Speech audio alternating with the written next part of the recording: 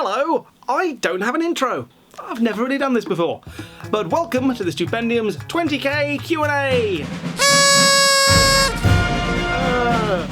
I told myself I wasn't going to do any fancy graphics for this video, but you know what? That's future Greg's problem. So we have now hit 21k, so much better.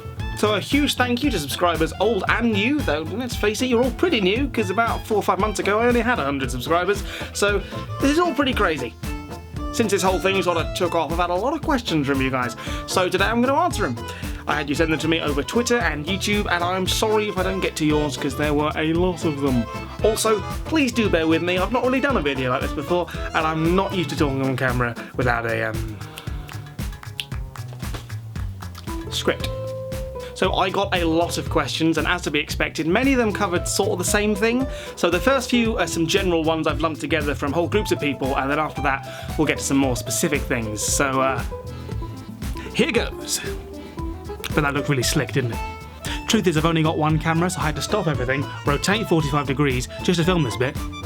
Didn't even have to do it, but apparently sort of choppy editing keeps things engaging and entertaining, so anyway. Question 1. How long have you been doing YouTubes?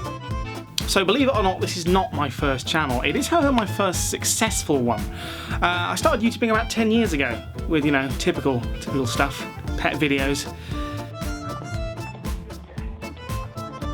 And then from there I went on to do some pretty bad song covers. The times, they are a-changing. Then for a while I tried my hand at some really awful character comedy vlogs. Hey YouTube, Director Coda here with my next video blog. Then at university I met a guy doing very much the same sort of thing I was trying to do, so we teamed up and made a real serious go of a comedy channel for a couple of years.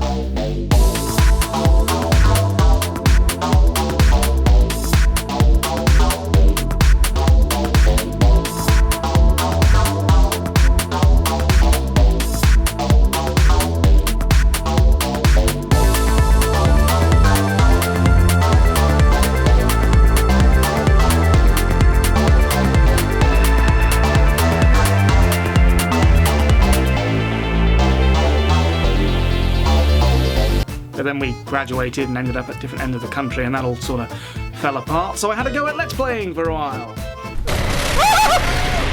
Jesus Christ! I'm running into a tree! I'm running into a tree! A few more years and we arrive here. I realised the most fun I'd had on all my other channels was doing silly songs and music videos for them, so I made a channel for that. Which neatly leads in to question 2. What are your musical inspirations?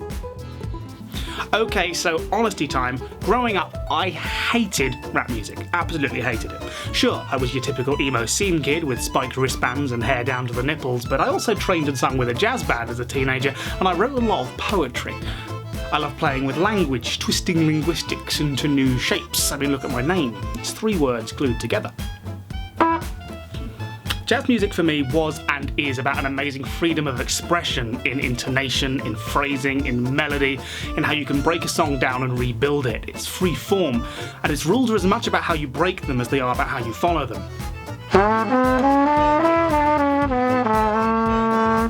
The only thing rustier than me is the trumpet itself.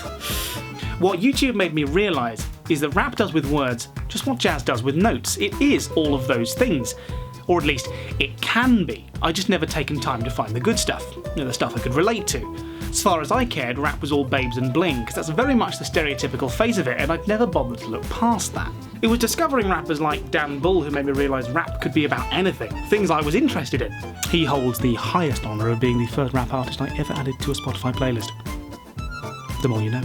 But it was listening to his non-gaming albums like Safe and Face and later The Garden that made me look out beyond nerdcore and discover other artists like Watsky, Greaves, Doc Brown, Lil Dicky, Seth Sentry, amazing wordsmiths who really make language their playground, and I was like, damn, I want some of that. Of course it took several years for me to pluck up the courage and get around to doing it, but we made it!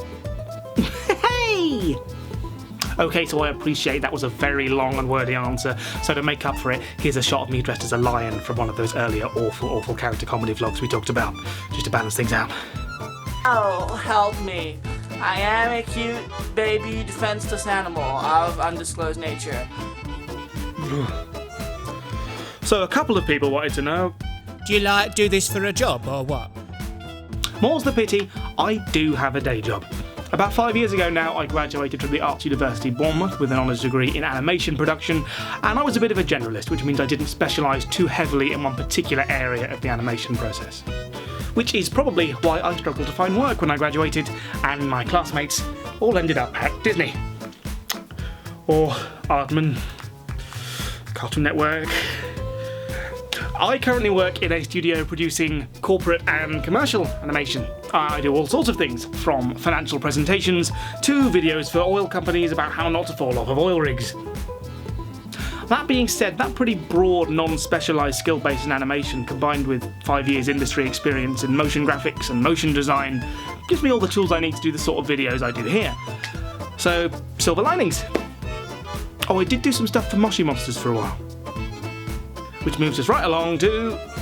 How do you do your videos though, like with the writing and the animating and all that? People wanted to know how I write my music and make my videos. It's quite simple. The writing looks like this. What else rhymes with sea moth? And the video production looks like this. Gotta be up for work in 2 hours. So when I'm writing a song or a rap, I normally have a focus, something I really want to focus on or achieve with the lyrics.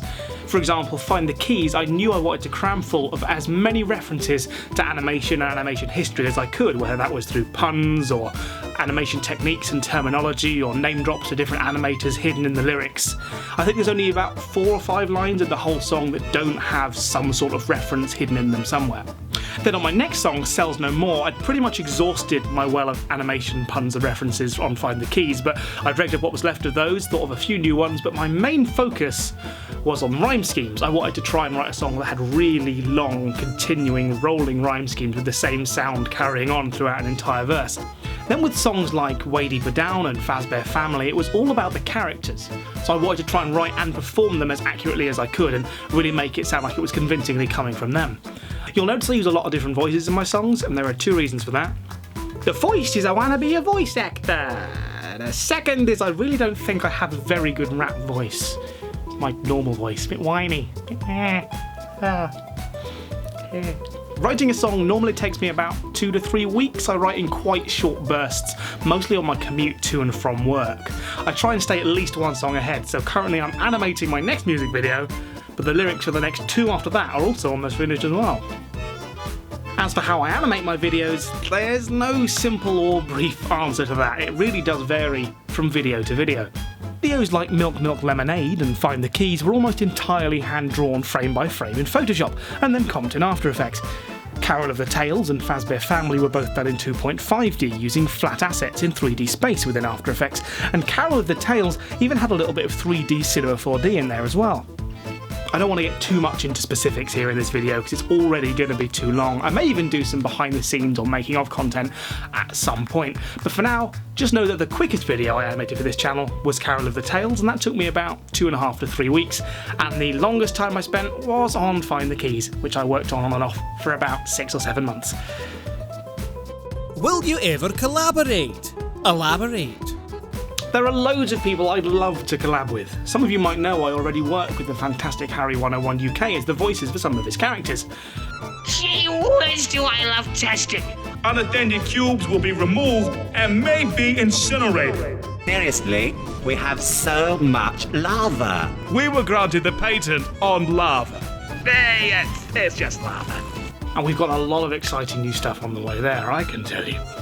I may even have some other potential collabs in the works, but a gentleman never tells. AK Animates writes, Hello! What do you struggle with the most when creating art and/or animations? Love your videos. Keep up the great work. Smiley face. Time management and saying no to myself. The projector screen in Fazbear Family was supposed to be the whole video. Then I thought, what if the projector screen's actually in a classroom? What if the classroom has a corridor outside? What if the corridor was on fire? Oh, there is a really bright lamp there. I keep looking at it. Oh, jeez. Andrea Lewis asks, do you plan on making a gaming channel? No. Though I do want to do gaming content. As amazing as 20,000 subscribers is, and it is amazing, I don't think it's quite enough to be diluting the brand into 2 separate channels just yet. So we'll do it all here. In future, who knows, if the gaming stuff takes off, maybe it'll move on to another channel. For now, Stupendium's where it's at. I could call it Tupendium, Newpendium, Stupedium. We'll stay here. Jace Lawman says, I will ask you a simple question. Favorite video game or video game franchise? Thumbs up. Favorite game? Tough one. It's a tough one.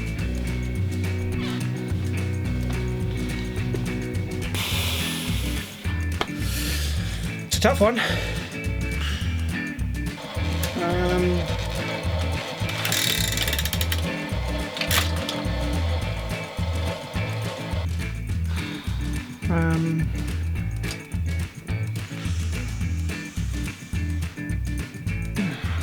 No.